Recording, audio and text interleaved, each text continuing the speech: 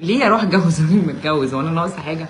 دول 10 مش 9 يعني انا ليه عندي مشاكل في دماغي عشان اروح اتجوز راجل متجوز عشان خاطر هو عنده فلوس تشتري قاره؟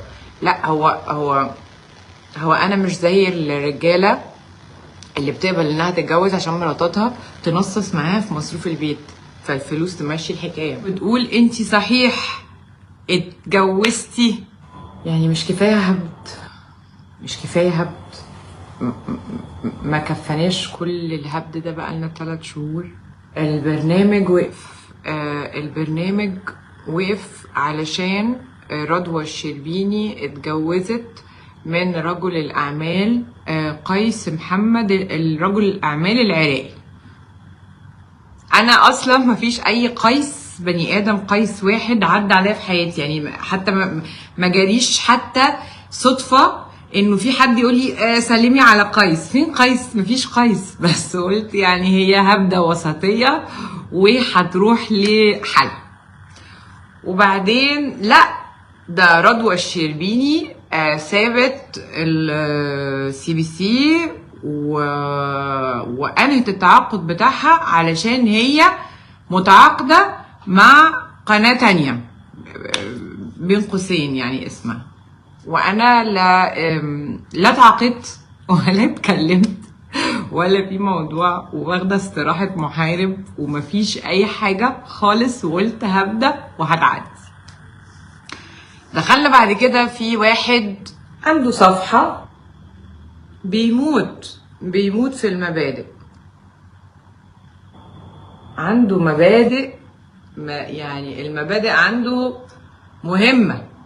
حطلنا اشاعة انه لا هي ولا قيس ولا ليلى ولا برنامج. لا استنوا، ده رضوى الشربيني بتتزوج او تزوجت من راجل طيار متقاعد عنده فلوس يشتري قارة، اماراتي الجنسية، رجل اعمال اماراتي الجنسية،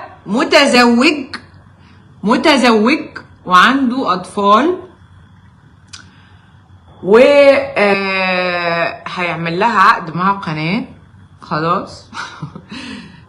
سنه واحده بس، سنه واحده. انا مش فاهمه هي سنه واحده ليه؟ طب ما هو يجوزني يقعدني في البيت. أكيد كلكم سمعتوا بزواج رضوى الشربيني من شخص متزوج وزوجته على ذمته، وأيضا هذا الشخص هو كان شرطه الوحيد. هو مثل ما تعرفون ملياردير إماراتي، مثل ما تعرفون هو كان شرطه الوحيد إنه هي تسكر كل القنوات، ما تظهر نهائيا على الإعلام، وتطلع تماما يعني من السوشيال ميديا تماما، يعني خلاص تجلس في البيت. وأنا شفتها بصور إنه هي متحجبة وراحت اعتمرت أو فشي. طبعا هو عنده مراكز صحية في أمريكا، ويجوز يعني بلس يعني جنسية الإماراتية، في جزء عنده جنسية أمريكية. هل يا ترى هي كانت يعني مثلا تبحث عن إنسان هل أنا ست استغلالية يحقق لها كل الأشياء اللي هي كانت دائما فدست على وش الست التانية اللي متجوزاه؟ هي كانت تتكلم شيء وتبثل البنات، وهي منافقة. لما جينا إلى أرض منافقة يعني بعت مبادئ عشان خاطر الراجل المتزوج. يعني توصل بقى بينا الحال. وهنا بقى عشان كده انا عامله هذا اللايف للهبد والناس اللي عماله تهبد طول النهار. صوري بقى مع محمد الشربيني اللي هو اخويا في كل حته، سبق صحفي. صورة رضوى الشربيني مع رجل الأعمال زوجها الإماراتي الأمريكاني اللي هيشتري لها قارة. يا صلاة النبي أحسن. لا يجوز. اخويا جوزتني اخويا ازاي يا ابني؟